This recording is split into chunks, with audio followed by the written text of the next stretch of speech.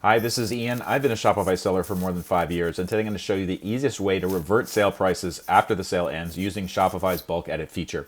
If this video helps, please take a moment to like and subscribe, and information on how to contact me is in the description bio, and let's get started. So we are looking at the products page on my Shopify store. You can see I have maybe 50 different items that are there, and not all of them are on sale. And I'm going to show you the sale page. This is the collection, holiday sale collection. And you can see maybe there's about, 15 or 20 different items. What I want to do is I want to take the sale price and revert it. You can see this one is $19.99, and I'm going to revert it back to $24.99 for all of them. And, I could actually manually go through each one of those items here if I knew what they were and just click on them and then edit the price on an individual basis. That would just take too long. So this is the easy way to do the bulk edit of prices. So I'm going to click Add Filter. I'm going to select Collection. All of the items are in the same collection. Okay. Once I've done that, you can see the number of items, SKUs, has kind of reduced to the 20 that are in that collection that are on sale. I'm going to click this checkbox right here. This means select everything below. Okay. Then you'll see this button that says Bulk Edit. Click that.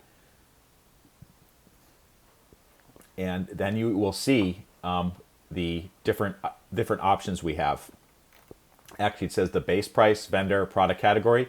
One thing that's not showing is the normal price. I think they call it the compare at price. So I'm going to press the columns button, scroll down till I find compare at price, and select that.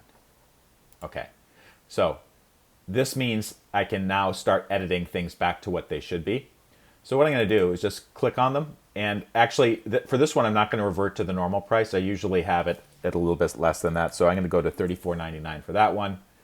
But then I'm just going to go through and change all of them. And yes, this will take a couple of minutes to do it. But let me tell you something. This is a lot easier than doing it the old way, which was manually going in and changing all of them. This one I'm not going to, actually, I'm going to keep that one alone. This one is $27.99. And then you can kind of make different calls on certain products. Like this one, we actually want to get rid of the inventory, so I'm going to keep that price pretty low. This one, we also want to get rid of the inventory. I'm going to leave that alone. This one is a legitimately high product, so we're going to go back to the normal price. So basically, these are all this one actually is sold out, which is good. So I'm just going to leave that alone. I'm going to leave that one alone and basically go through and do my changes.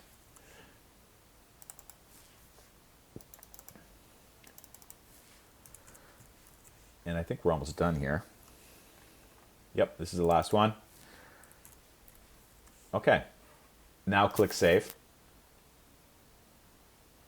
All right, so the prices have all been saved. Let's actually go back to the collection just to check to see what happened. So you can see that the sale badge disappeared from many of them, but not all of them. Some of them still say sale because the price is less than the compare at price. But basically, at this point, we're done. The other thing I might want to do is go and edit the collection just to say that the sale is over, check in again next holiday season. But basically, that's how you do it. That's how you revert sale prices after sale ends using Shopify's bulk edit feature. If this video helped, please take a moment to like it and follow me, and I'll see you next time.